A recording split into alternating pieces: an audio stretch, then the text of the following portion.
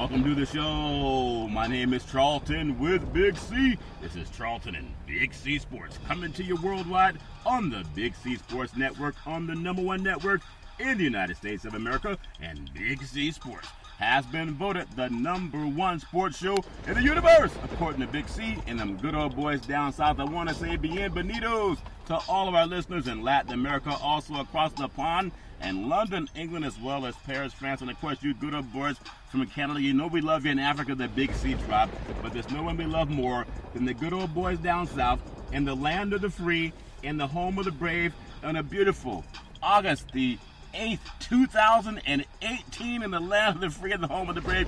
Big C is still in travel mode. I'm going solo. In fact, I want to tell Big C's story. If he doesn't mind, I'm sure he won't mind. There's nothing he can do anyway because he can't grab me by the microphone. I do want to say that for all the men in this beautiful country of ours, first of all, just be grateful that we have doctors, because doctors, even though they can be quite expensive, doctors can also save your life. And in fact, I'm working with Walter Henry. When we look at all the benefits that happen in healthcare, you got to have access to healthcare. So as Walter Henry Customized Employee Benefits, working with them, bringing healthcare to the United States of America. I do want to say this segment is sponsored by your Northern California Cadillac dealers, home of the all-new Cadillac Escalade, the standard of the world. And when you go by and test drive yours, tell them Charlton and Big C sent you. So I'm flying solo today because Big C got some kind of wild hair up his backside that he had to go to the doctor. The doctor of all places. I heard that the good old boys down south, all they needed was a little moonshine and some dirt, and that would solve a lot of their problems. But Big C, I'm proud of him doing the right thing. And I do want to say to all of the men out there, and women too, you have the chance to go to the doctor. Go get yourself a checkup. And sometimes they say, hey, I got a show to do. The doctor says, so I can only get you in now. So the checkup's more important than anything else. I was talking to another friend just the other day about what people do when they need to go to the doctor, right? All athletes have these medical doctors, and they want to make sure that you're healthy, and they want to make sure that you're doing all the things you're supposed to do. So Big C got this wild hair up his backside to decide that of all days, he was going to go get his checkup before the start of football season. So I know he did it before the start of football season because he wanted to make sure that everything was working properly. And I was talking to another friend who talked about this thing that men do, not to offend anybody, but I think smart men do it and foolish men don't. It's called going to the doctor, getting your physical, otherwise known as colonoscopy. You can laugh at it all you want to. We've had all the 12-year-old jokes that you can hear where you go to get the exam. But for women too, women do the mammograms, and the doctors will tell women that they can check themselves. You don't have to wait until you go to the doctor to figure out if you got to check something. So I'm proud of you, Big C, for going and using the water hose that we all make. Okay, that's a 12-year-old joke for the men who understand. It's like, doctor, what's the water hose for? But you got to make sure they clean you out. You got to make sure you're healthy. And so I remember when I went in and got mine, I went and got my colonoscopy done. And I hope that men can get over the terror of talking about it. Let me explain to you, if you haven't done it yet. You got to drink this big tube of water. It's about a gallon. And doctor said you can't drink anything but this gallon of water, but they put some type of treatment in there. And believe me, it will clean you out. Okay, so make sure you have ample access to restrooms, because it will clean you out. You know, it's kind of uncomfortable, but I tell you, the men who will go and get themselves checked, they have a better chance of living longer than men who don't. So for when I think of all the men that tell me about their fear of going to get an exam. Men deal with prostate exams. They deal with colonoscopy exams. Even women take the colonoscopy exams, and you got to do that. So when I went in to did mine, and I remember just a friend of mine just not too long ago, he was saying he felt a little bit, scared about what was going to happen. He'd heard so many horror stories that they use like a fire hydrant hose. They don't use a fire hydrant hose. In fact, I don't even know who told him that story. It's a telescope, not the kind that the Hubble space scope uses, okay? This is that 12-year-old humor that some of my grown men friends talk to me about. They're so nervous they make these 12-year-old sophomore jokes. But in all seriousness, when you go there, they give you obviously this gallon of water with this chemical treatment. It helps you cleanse your system, and then you can't eat anything for about, I think it was I don't know if it was 24 hours or 12 hours. I'm starting to think it was 12 hours. But you go into your treatment, they have you get in the proper attire, and then they put you on this table. So after you go on the table, the doctor comes in obviously, and they're getting you all hooked up to the IVs to make sure that's done properly. And then the medical doctor comes in, the one who's actually going to do the procedure. I remember this, and this is for all the men who just won't do it because they're just ignorant or they say they're afraid. So I'm not making fun of ignorant people. Sometimes they're just afraid, and you'll get a pass if you're ignorant and afraid. But all they did is he said, I'm going to have you count backwards from 10 to 1. But all I remember is saying 10, 9, 8. Which is a lot better than I did in college. So I think sometimes in college I'm just being flippant because it is something that men gotta laugh about. And it's a 12-year-old humor thing, this sophomore humor that even I have now, and just kind of teasing Big C that you gotta do these things. So, and on an even more serious note, if we gotta inject some humor, that's fine too. But for African American men, I don't know why this is the case, but for the most part, we need to get early detection for our exams.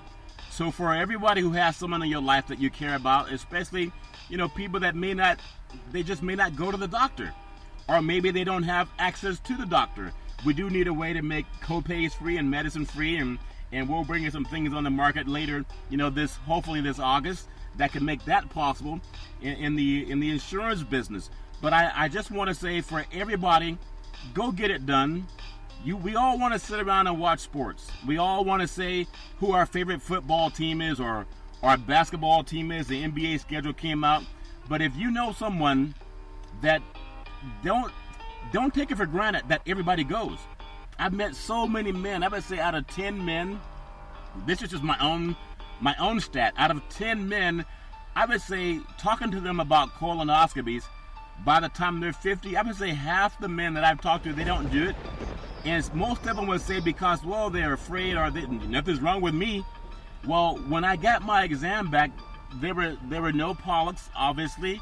And if there were, of course, they can remove them if they catch them in time. They have so many tools now, but it's just a procedure where they can use a tool that goes inside of your intestine, your colon, and they have a camera on there. And it can actually see things that, of course, you can't see with your eye unless you're clairvoyant. Like some people claim that they had a vision, they had a dream, Big Z, and they saw something in a dream and maybe it came true. But for the men out there, especially as you hit, that mid-age level, and for African Americans even earlier, I actually had mine done a few years ago just because I have the insurance to do it. But I know there are a lot of people that will say they didn't do it because they did not have the insurance. I would just hate to see that people let it go and they didn't do it. I know so many men have had, unfortunately, they did not live as long, all because they refused. They refused to go get a colonoscopy. They were so busy watching the game and wanting to know who's going to be on what team and who's going to have home field advantage in the playoffs, no matter what sport, but they would not have those conversations with their children. And I'll bring up this story about the movie Black Panther that I've seen about 12 times. And I remember when King T'Challa went to meet his father, and he had this white robe on. His father was a Black Panther, and then he morphed into himself, his physical self again. If you've seen the movie, you know what I'm talking about. And so the son kneels down on the ground and starts crying. And he says, "Father, I'm sorry." And his father said, "Stand up. You are a king now."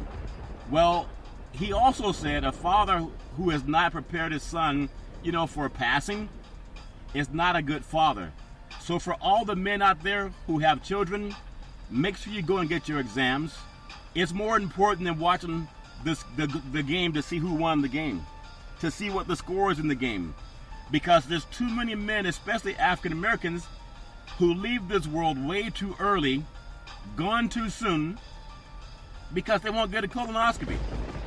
Because, I opened up the show being, flippant, because it's something that if you can laugh about, people laugh about it, so that way It's not that it's serious. But there are so many men who have machismo, or they have that ignorance, or whatever it is. They believe they can pray their way out of it. No, go get the telescope and make sure that the doctors can do their part. So, Big C, congratulations. We'll have you back on the show, later this week. Hopefully, you got that water hose. Okay, this is my sophomore humor. Maybe that water hose that did not get lodged inside the intestines, and hopefully they found out that everything is A-okay. But I did hear from Big C earlier today, and he's doing fine. But I wanted to take that time to say to all the men out there, and women too, please go get your checkups. It was on this date, 1992, the Olympics, Barcelona, Spain. We had the Olympic Dream Team, August 8th, 1992.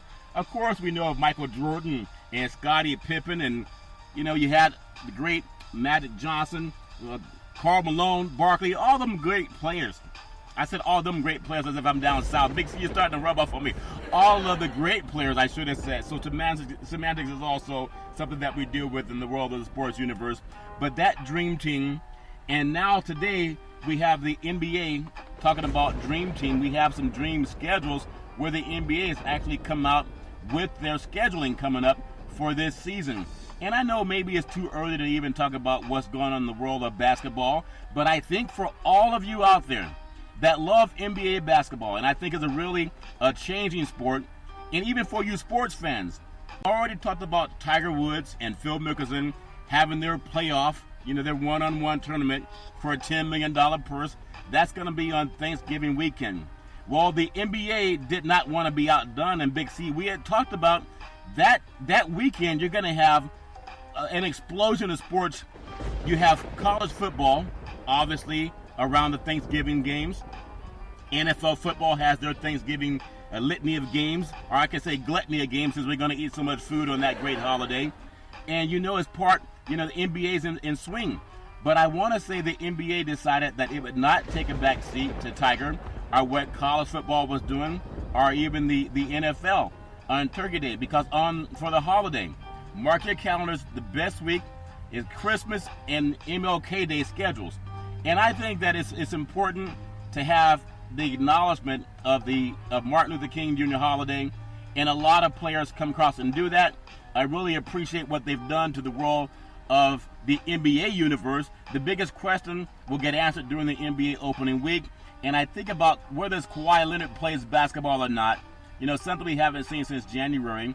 I still look at what happened with LeBron coming to Los Angeles, and the fact that just one person, of all the men out there in the world of sports, LeBron has the talent and the presence to change the needle on television. When's the last time you heard of the Lakers being on television on the New Year's Day or Christmas holiday, or even MLK Day? So I think it's great to have LeBron in Los Angeles. So much happens on the West Coast that a lot of people can wrap their hands around. I do want to look up some of the other matchups and some of the players we're going to want to see. What kind of player will DeAndre Ayton be out of Arizona? Will he make an impact for the Suns? Hopefully he will. May take him some time. Also, Jason Tatum, will he be a better player? Ben Simmons. I think Ben Simmons has the chance to be a star. Donovan Mitchell, very impressed with him, how dominant he was last year. So really impressed to see these players, but I still think LeBron James, we probably have another 4 or 5 years, seeing a dominant LeBron James. We talk about so many players, where an Aaron Rodgers or Tom Brady, that can play the game into their 40s. Rodgers just about 35. Well, LeBron has a lot to offer the sports universe, and I think for him being in Los Angeles, there's a lot that can be said about him going there. I want to bring up another point about why LeBron went to LA. His son, actually, I don't want to put too much emphasis on what his son's doing, because I don't know. I don't even know the family. But I know his son transferred to the California State Champions Sierra Canyon High School basketball team. I think Scottie Pippen's son played on that team last year, the state champions. They actually won the state championship up in Sacramento at the Golden West Center, defeating Sheldon of Sacramento, California. And so you'll have LeBron James' son on that team, and a lot of top NBA players, they go out to Southern California. Most of their kids will go to Mater Dei, but this time a lot of them are choosing Sierra Canyon. And I think maybe if you see LeBron James, coming out to games, he could see his son play. He could have stayed in Ohio, but California has probably a more competitive basketball than the state of Ohio. The top teams can go anywhere in the country and play the top teams. But I still think the fact that LeBron James is in Los Angeles, now no one can predict the future, but wouldn't it be something if LeBron James and his son were to somehow end up both playing for the Lakers, as LeBron James has his victory tour around the NBA? No one has really brought that up before. Now, there's no guarantee that his son is going to make the NBA. Obviously, as a high school kid, you have to go to college. He could be a one and done, or he could follow in his father's footsteps. I'm not saying he's the same kind of talent that his dad was. I don't think anybody would make that conclusion. But it would not be too far-fetched if you had someone like LeBron James' son orchestrate a deal where he could play against his own son in a basketball game. I think of Ken Griffey and Ken Griffey Jr. playing baseball. It wouldn't be the first time that a father-son has had that. Even in a different sport, Evander Holyfield has a son that's also in boxing down there in Atlanta, working out in some of the gyms. I think he works out at Sugar Burt, is a guy that helps train him, who also works with a lot of fighters that are trying to get into the Olympic team. So there's a lot of father-son comparisons that we can all draw conclusions to, but that would be great. On Christmas Day, it's an ESPN and ABC schedule, and they unveiled a star-studded matchup for Christmas Day. It's headlined by the Lakers Warriors at 8 p.m. Who wouldn't want to see that game? If you have the Lakers and Warriors at an 8 o'clock start, that's a late start. Unfortunately for the fans in Cleveland, that's 11 o'clock start for them. A lot of games in California, the late game will actually start at about 7:30 at the latest. So you still have a chance to stay up if you're on the East Coast and watch some of that. But I wonder how many people will actually sit up in Cleveland and see if they can watch LeBron James play an 8 o'clock tip-off against the LA Lakers, the team that he actually left Cleveland to go play for. That's a lot like watching your girlfriend leave you, and she not only does she leave you, she invites you to the wedding, and you're going to watch her walk down the aisle with the guy that stole you and get all the loving you used to get, Big C. I'm not talking about your Big C. I know you're still pining over a few things, but imagine watching your girlfriend or your ex-wife walk down the aisle to marry a man that stole her away from you. That take a great man, a stronger man than most people, but people have done that in the past. But you're going to have that Laker-Warrior matchup, no matter who the Lakers bring to help LeBron James. It would be interesting to me to see Lonzo Ball, passing passes to LeBron James. And we know they have a lot of great players that are going to be on the Golden State Warriors team. We're still going to see Durant, still going to see Steph Curry, Draymond Green, Thompson. I like the fact that we have that, and I just want to see it. I want to see it's almost like an NBA All-Star game. I think it's kind of an embarrassment of riches for the West Coast to have those two teams playing, but I can't wait to see it. Lakers Warriors, 8 o'clock tip-off Eastern time, and actually it's an Eastern time tip-off, so it's going to be 5 o'clock tip-off on the West Coast, so the people in Cleveland won't have to stay up too late to see that. Another great matchup, you have the Bucks at the Knicks. I don't know why the Knicks are on TV other than New York's a major market, and they're going to see if a lot of people will be home in New York, and they're going to get high ratings being on TV. But the Knicks haven't deserved the right to really be on TV on the holiday game that would garner. Imagine, you have the lineup with the Lakers and Golden State. Golden State's been in the finals last 4 years. LeBron James with the Lakers has been there also the last 4 years going up against Golden State.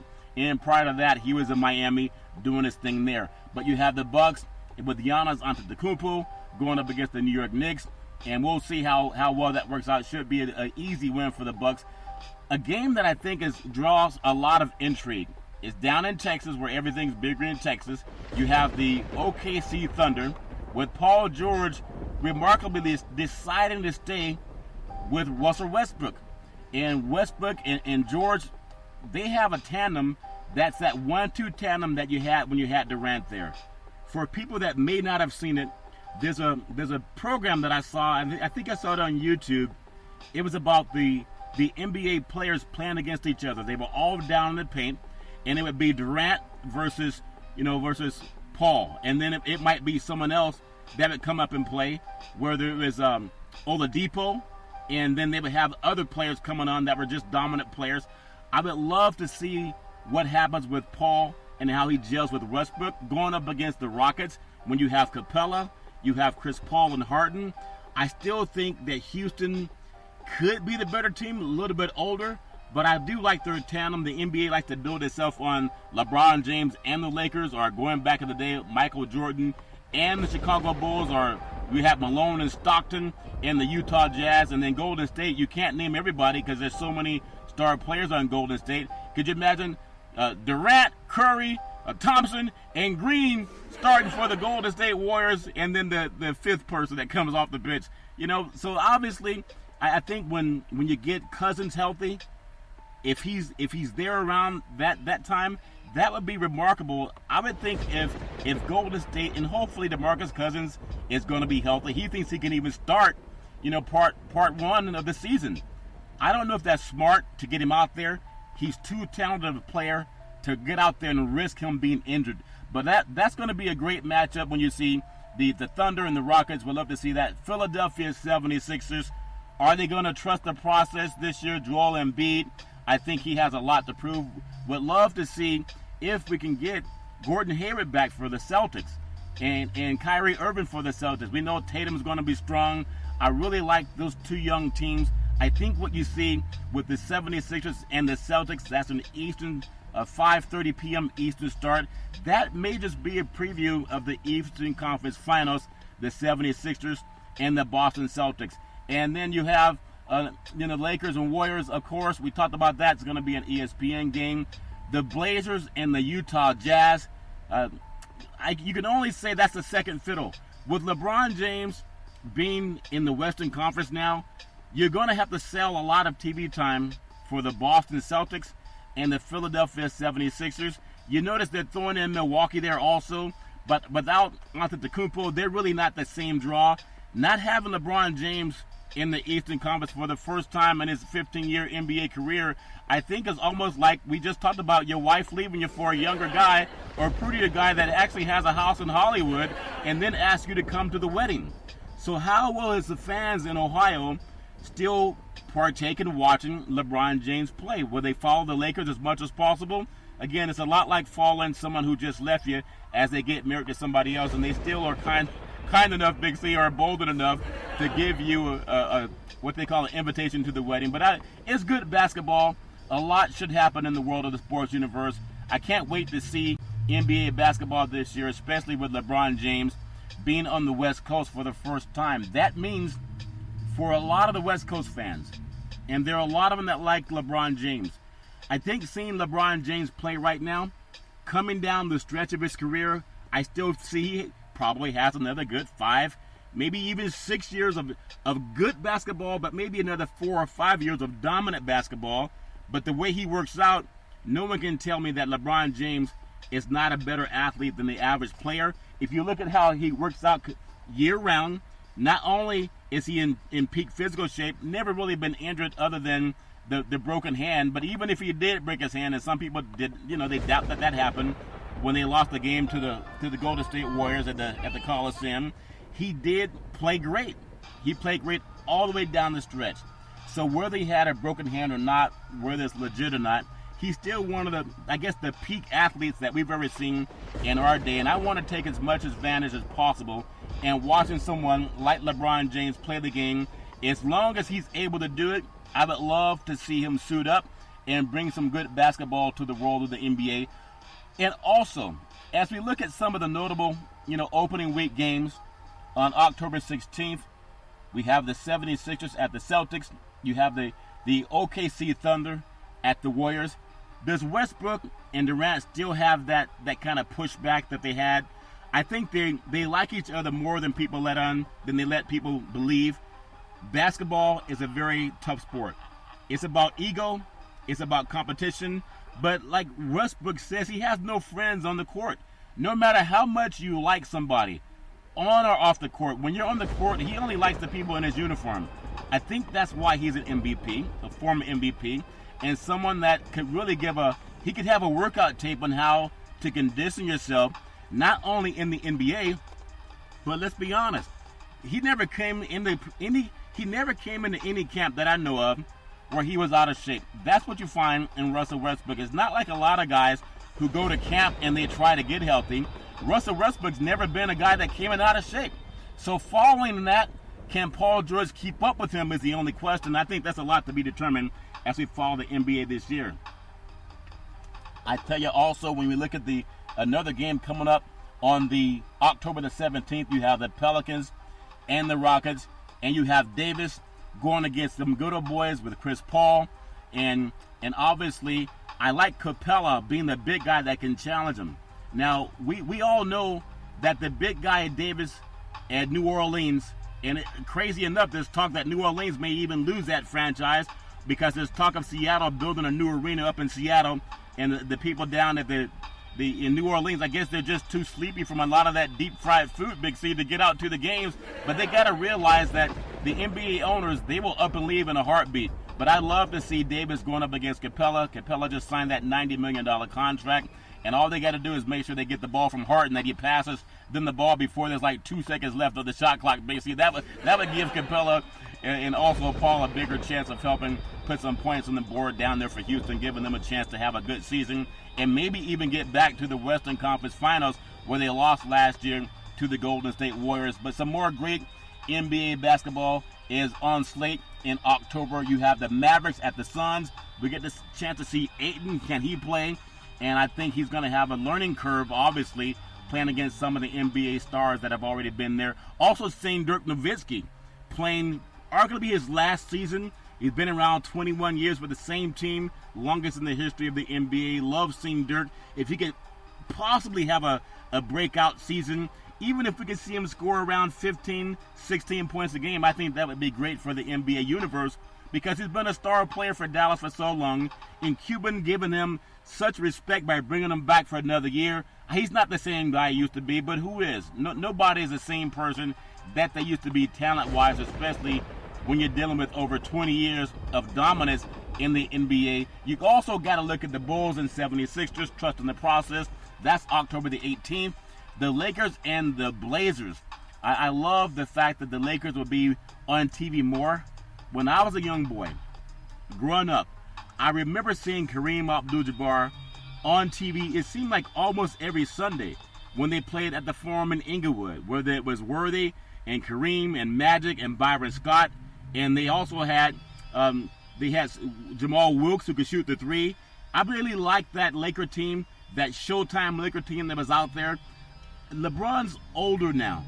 I don't know if we'll see his Showtime the way we saw back in the day when Kareem ran it, but you'll see a lot of post-up play where LeBron can go one-on-one, and that gives him a chance to do his thing. And I really, Damian Lillard, he's a star for Portland, but he's no match when it comes to LeBron James. And I think people know that. But just getting them on TV again, having the Lakers on TV a lot is a lot for the world on the West Coast because we love seeing that. Now I say we, but I know people who even like other programs. When you're watching the West Coast, you were always seeing he was the Lakers. Before Golden State went on their run, it was the Lakers under Shaq and Kobe. Before that, it was Magic. It was also Worthy and Kareem. So you're used to seeing the Lakers doing their thing. I think we're going to see that again, but Golden State's going to be their nemesis on the West Coast. But that's a good game going up into Portland. Most likely a win for LeBron James-led LA Lakers. Another great matchup that you're going to see is the Boston Celtics on the 19th of October against the Raptors. I know the Raptors are totally different. Will we see Kawhi Leonard? I think if we do, or even if we don't, that's still a good team up there in Toronto, just not the same as they were last year perhaps, winning the record 59 games and then letting KC go anyway. October 19th, the Warriors and Jazz, another fantastic matchup. You can go down the line seeing how great these games will be. On the 20th, the Raptors will play the Wizards, and we saw that happen last year in the playoffs, and obviously that was a nail-biter, but it did go 7 games, and the Raptors were able to pull that out. And then the Rockets-Lakers, October 20. Rockets and Clippers on the 21st, going right back to the Rockets and Lakers. When you think about the fact that the Lakers, are they going to be the second best team in the West? I still think they're on par to be maybe the fourth best team because Houston's going to return a team that's dynamic. They've been there before. They know what to expect. I do believe, though, if you're Stern in the NBA, What would the NBA Western Conference Finals be without a LeBron James? I mean, you just think about it. I know we have Houston. I know we have OKC. But what would the sports universe want to see if you had the chance to line it up that way? If the stars aligned and everybody got what they wanted, I think even the sports universe would love to see the LA Lakers and the Golden State Warriors in the Western Conference Championships. I don't think anyone would deny that outside maybe some of those good old boys down in Houston. I'm sure Chris Paul, they don't want to see it. And I'm sure Big C that Westbrook doesn't want to see it either. But I think for television, you want to find a way to see LeBron James in the Western Conference Finals. Would they be able to beat Golden State? It's happened before. The guy that knocked them off before, LeBron James, and maybe the NBA helped by kicking, Draymond Green out of a game. The game after he was in trouble, when he was ejected, he was never ejected out of that game when he, had the chance to give LeBron James I guess he was trying to give him an exam, what they call a colon exam or a prostate exam. He kicked him somewhere you shouldn't kick people, but I guess that'd be more like a prostate exam, Big C. But I know for NBA basketball, no one can tell me that Stern would not want to see, not Stern, but Silver wouldn't want to see the LeBron James in the finals, at least in the Western Conference Finals, with the Golden State Warriors. I do want to say that sports is a billion-dollar industry, and boys and girls sports is the foundation to this billion-dollar industry. And for every athletic and sporting event, you need athletic and event insurance. We work with Ben and Mark. They've been around half a century. They work with Big C Sports. Whether you're a pro team, a collegiate team, a high school team, or even your mom and pop soccer leagues, when you reach out to them, let them know that Big C sent you. And again, we come back, and I ask all of my sports brethren that love the world of college football. I know we do a lot of talk about college football and who's going to be where and what teams are going to be in the college football playoffs.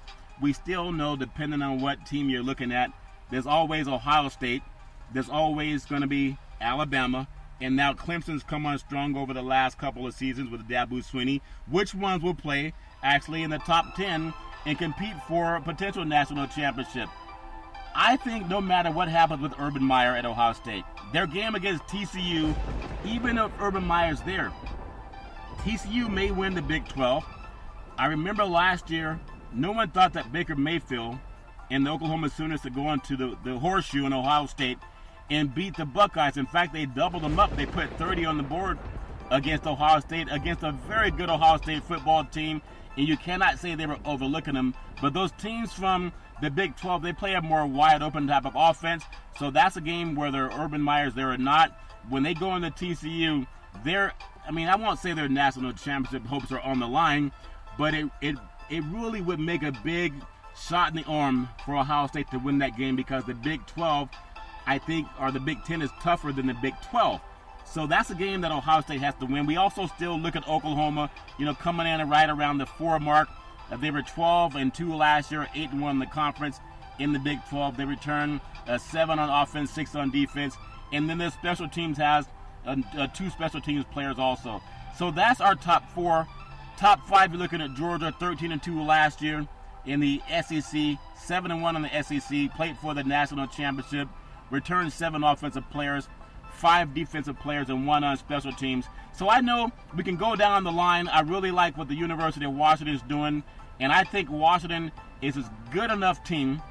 It's all going to be shown when they go down to the South and take on Auburn.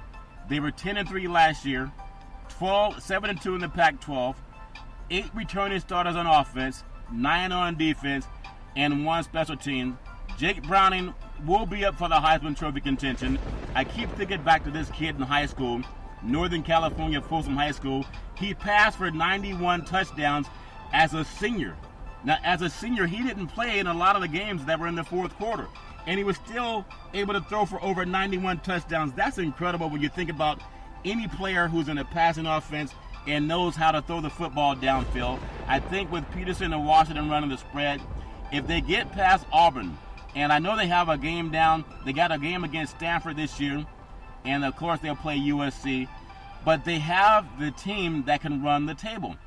It's just a matter, will they not get those SEC officials that will come down and do what they did to USC? I know Big C hates when I say this, But we know we didn't get all the calls out here in the West Coast. Even Lynn Swann knew that some of those calls that they were going against them in the Alabama game, and also when they played Ohio State last year down in Texas, for some reason, kind of a bias against West Coast teams, and they didn't score a lot of points. So we call that a bias, Big C. You guys call it defense when you're those good old boys down south. But I'm always looking forward to the role of college football. It's just exciting when you hear all the tailgating. We'll see some of the top teams every single week, wire to wire, even out here in the Pac-12 Conference.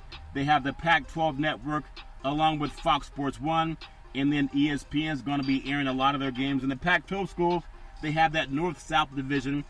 USC is still considered to be the team to come out of the South, and then Washington looking to battle Stanford for the North division. And no matter who wins it, I really like the way the Washington Huskies look under Peterson. David Shaw, even on the West Coast, want to jump to David Shaw, what he's doing with Stanford. This is the team that played last year for the Pac-12 championship. They were 9-5 last year. They knocked off Notre Dame at the end of the season. They finished 7-2 in the Pac-12. Offensively, Love will be up for Heisman consideration if he has the kind of season he had last year. But they were 7-2 in the Pac-12. They knocked off Notre Dame. They played USC tough, even though they lost twice to USC. But that's a team that has a chance to be right there in the thick of it with everybody. And we won't go through all the schedule today for the college football, but we'll keep talking about it because I think it's important. And I love the fact that we have college football right on the brink of happening again. But I do also, for the sake of some of our baseball brethren, I want to just pay homage to some of the baseball brethren, and then we're going to do something a little bit different for all of the people that follow college football and high school. Where do they come from the high school level? Tonight we have the Dodgers playing Oakland over at the Coliseum, and you have the Dodgers 63-51, and the A's are 67-47. The Dodgers got the better of them last night, and then you have Pittsburgh and San Francisco playing on Thursday night, and the Pirates come in at 59-56. The Giants are 57-58, playing under 500. Got to get that turned around, especially on the West Coast. And we have a final out of Texas. Seattle lost to the Rangers 11-7. And then Pittsburgh had a final of 4-3 over Colorado in Major League Baseball. So baseball in the thick of things, still wanting to see who's going to be positioned where. Arizona 6-0 over Philadelphia. In a game on the ESPN, you have Atlanta at Washington. I know that's a great ballpark at National Stadium. Atlanta's contention at 61-49, trying to compete for the league championship in their division. And then you have Baltimore and Tampa. Baltimore is 34-79. Tampa is 57-56. And talk about one of the biggest eyesores for baseball is you see the Tampa Bay Devil Rays. Who goes to Tampa to stay inside? Nobody. But they have a stadium that's in the dome, and it just doesn't have the ambiance for the great fans of Tampa. I would hope that I know Miami built the stadium for the Marlins. It would be great if Tampa could at least take the dome off of that stadium. And then you also have Boston and Toronto, and that should be a good series across the border. Them good old boys from Boston going up north of the border and taking on the Toronto Blue Jays. The Yankees and the White Sox, they'll be throwing the first pitch, and you have the Yankees are 70-42. Been in a slump lately. Chicago White Sox are 41-72. The Windy City has some great sports teams, but right now the White Sox are not living up to their billing. The Cubs 66-47 and taking on Kansas City at 34-79. And so I know there's a lot going on in the sports universe, and we talk about football all the time, and we talk about basketball, of course, and golf and baseball. I just want to run down some of the divisions for baseball and see where the standings are. And then we're going to give some love to some of our high school football brethren all over this great country. You have in the Major League Baseball, the American League East Division, Boston, and they are atop the pack, followed by the Yankees, which are just 9 games back now. They were neck and neck just about 2 weeks ago. Tampa Bay is in third place, followed by Toronto and then Baltimore. In the Central Division, none other than Cleveland, 62-49. Minnesota is 52-59. 10 games back in the Central Division, looking like it's Cleveland's division to run away with. Detroit, 47-66. They are 16 games back. Nothing happening there in Detroit. Maybe they can get some of that water fixed with the Trump administration. Big C, I hear they're going to try to get some of the lead out of the water in Detroit. Hopefully that will happen sooner. If you can criticize LeBron James, get the lead out of the water. Big C, that makes any sense? Also, for them good old boys in the Central Division, Chicago 41-71 and Kansas City 34-78. Kansas City was just in the World Series not too long ago, losing that to San Francisco. In the West Division, Houston really seems to be the class of baseball, at least in the West, at 73-42, and their 5-game lead over Oakland at 67-46.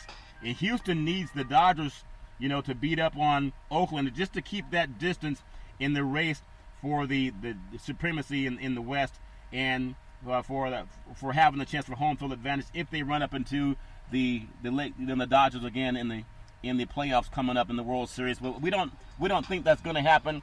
But we know that baseball's so solid, especially when you have Houston.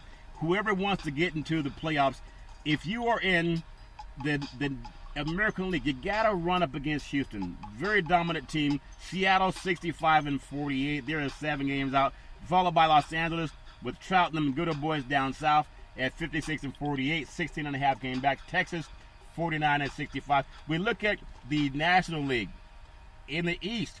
Philadelphia just a nip and tuck ahead. Like what you call Big C? What's a dog do when it's itching? I think it scratches. There are a couple of scratches ahead of Atlanta, with Philadelphia being 63-49, Atlanta 60-49, followed by Washington at 58-54, just 5 games back. And then you have New York, and then Miami. They're also swinging up the caboose with that standings in the National League East. In the Central, Chicago 65-47, followed by Milwaukee 65-50. You have St. Louis with the Golden Arch. It's not golden, it's actually, I guess it's made of aluminum. The arch, when they built the arch in St. Louis, they have to have it completed at a certain time of the day where the sun was hot and heated up the atmosphere so you could get it to fit, the pieces fit because it was warm enough, not because they built it designed that way.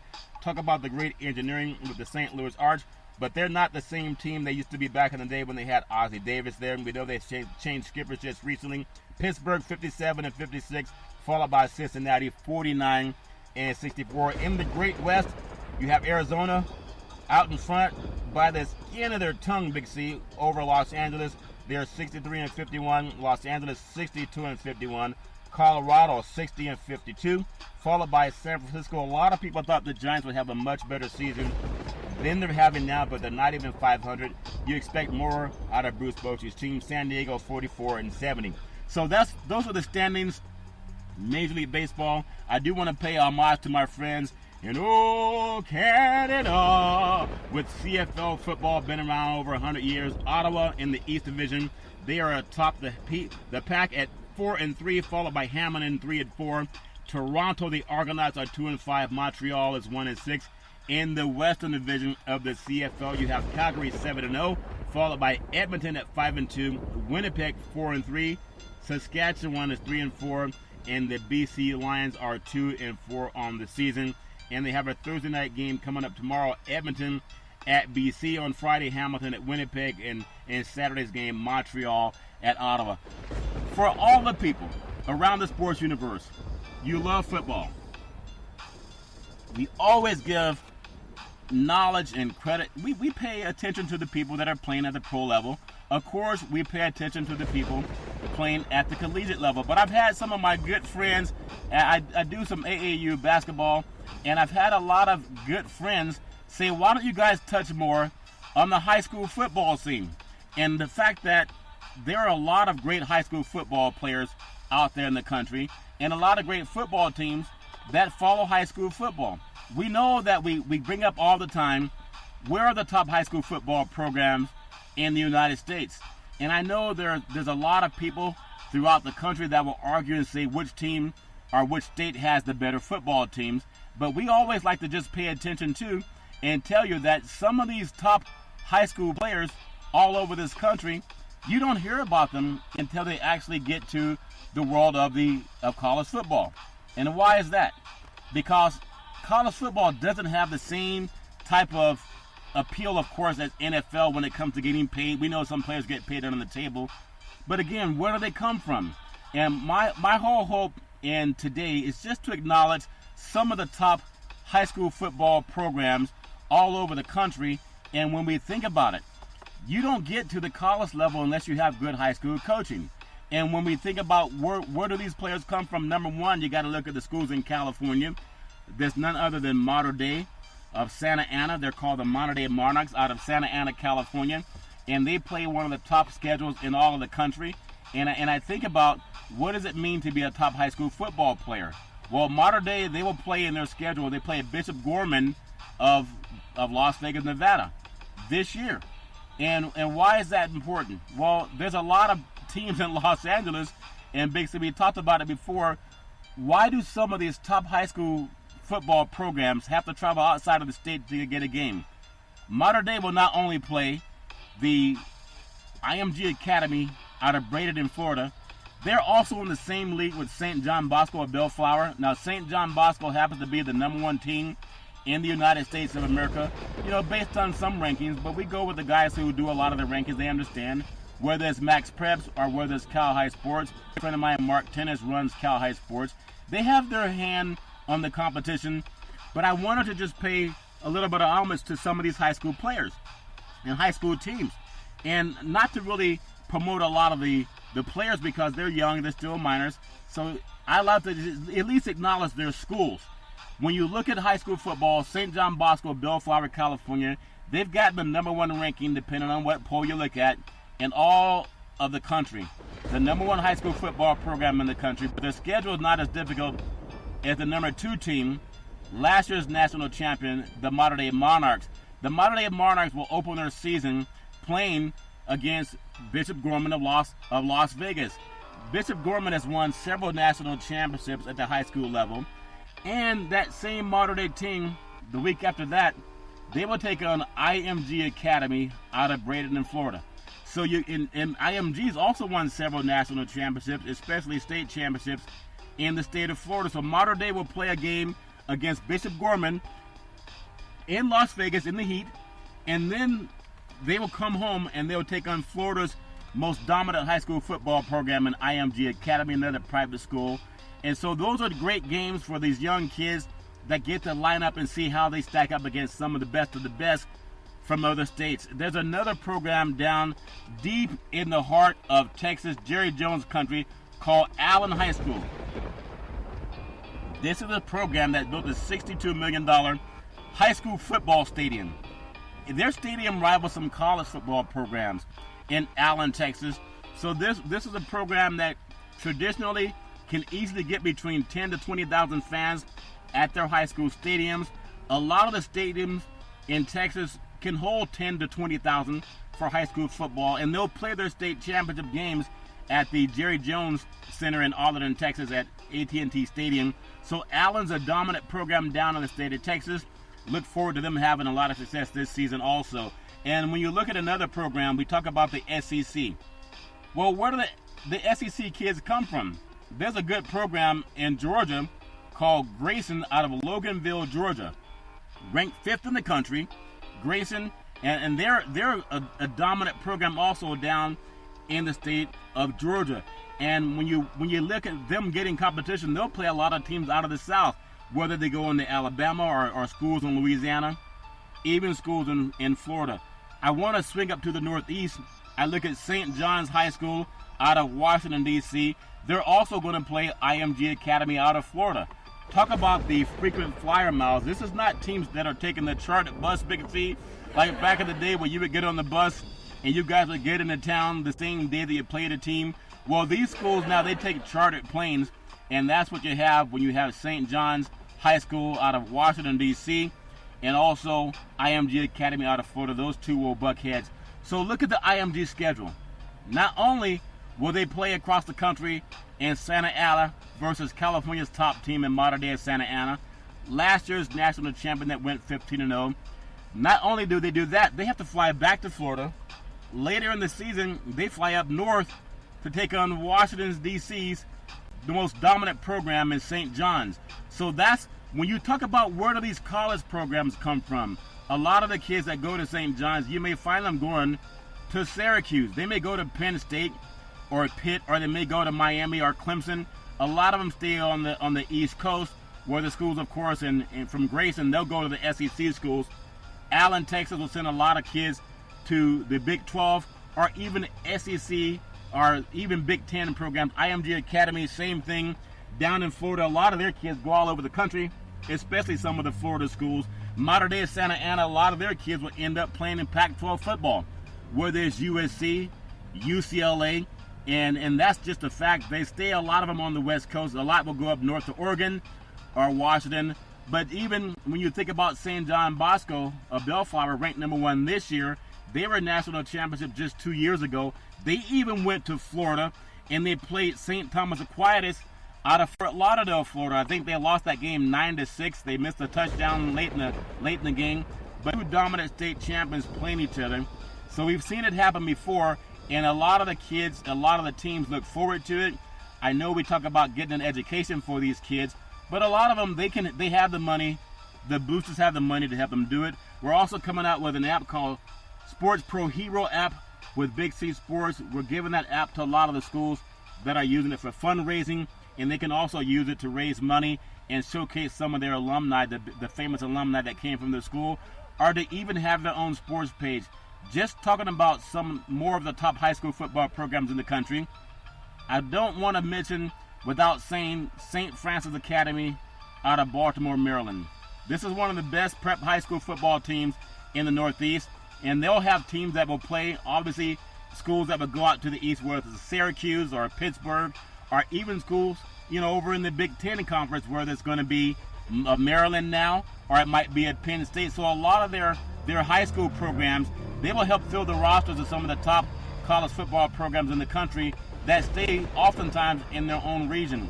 When we look at some of the other top high school football programs in the country, we mentioned the ones in the California. Modern Day is amazing. St. John Bosco, they're dominant.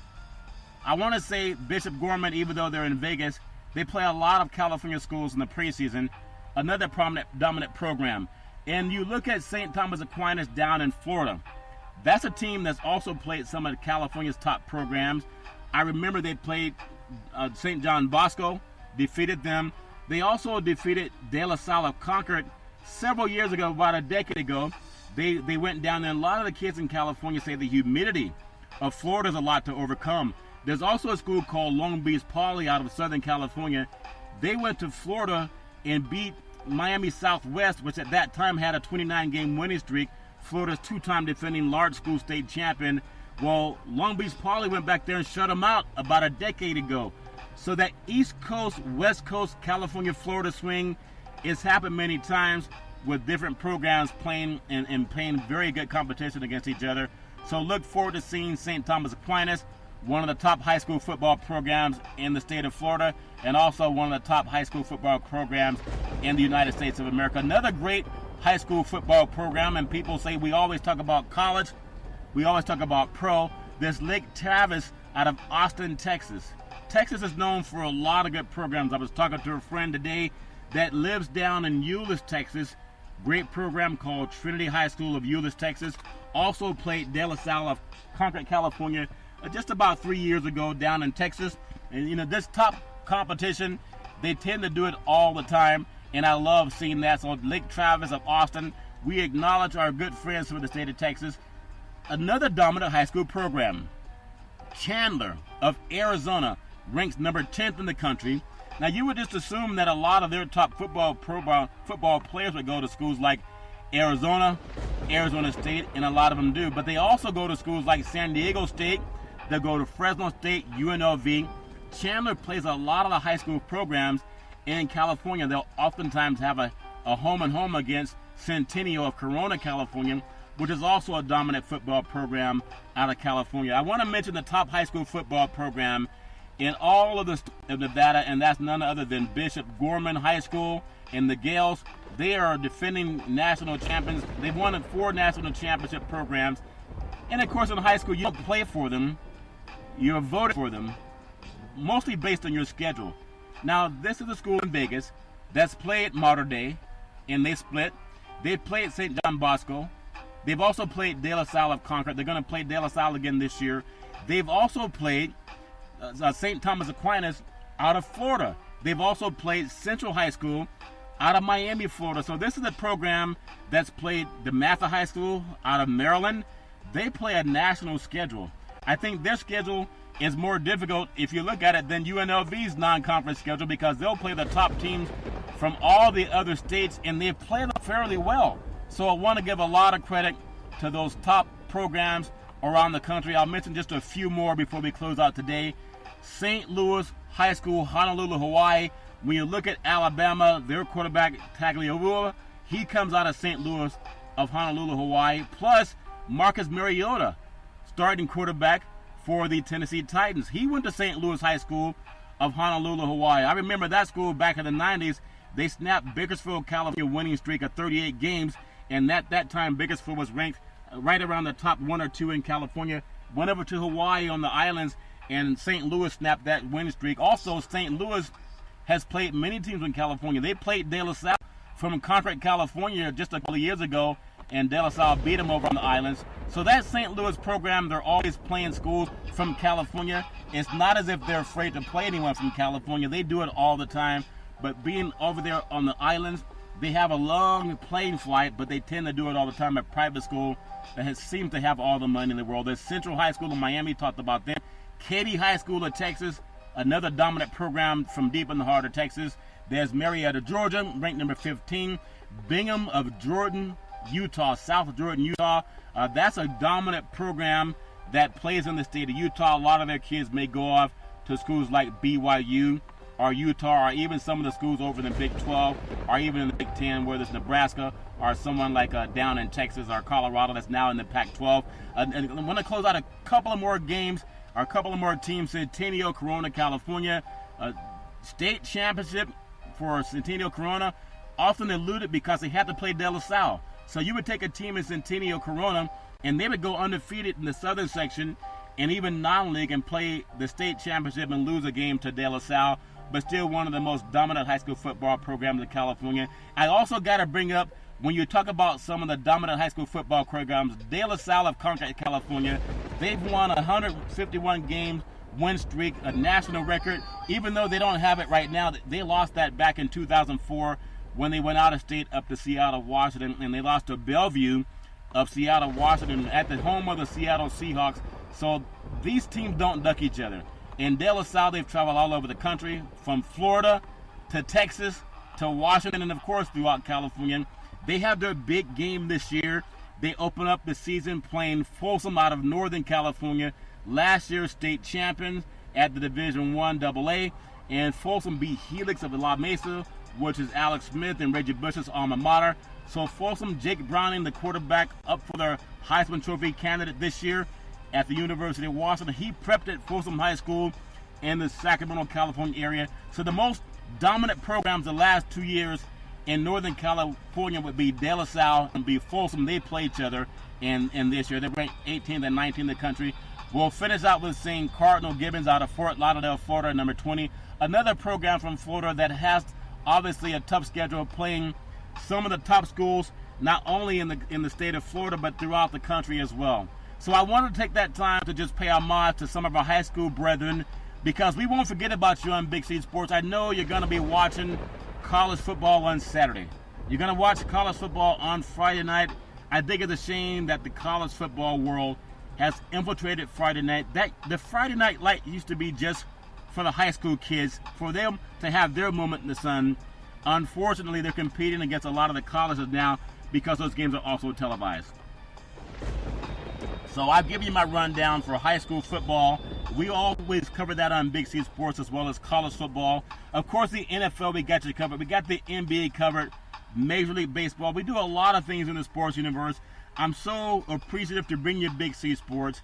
I love the fact that this football season, we're going to do more coverage, and we're also doing some work with some television networks with Big C Sports. So we are in post-production with some of that right now that's happening as we speak. So I want to thank all the fans that we've had that have followed Big C Sports over the years, as we tend to grow our program on the #1 network in the universe. We're also branching into television with Big C Sports with the help of some of our sponsors and also more sponsors that are coming on some TV networks that are very powerful in the world of the broadcast business. As I always tell Big C, I'm going to say it, back in the day, there was a man by the name of Drew Bundini Brown. He was known as Muhammad Ali's right-hand man, and he would always tell Ali, with all you got to use, how can you lose? Rumble, young men, rumble. And as I would always say, Big C, tell us what's on your mind in the sports universe. Well, we know you had your checkup today. Glad everything is great.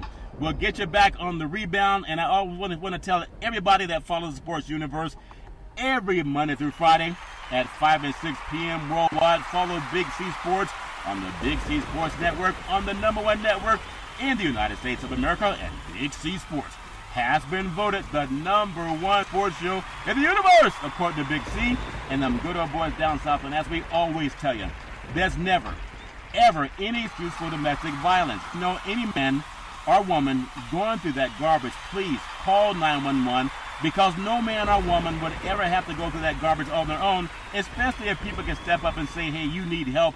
So we make sure you do that every Monday through Friday at 5 and 6 p.m. We will remind you that on the Big C Sports Network. And as we always tell you, thanks for following Big C Sports. We thank you. We appreciate you. And we hope that you have a super fantastic day.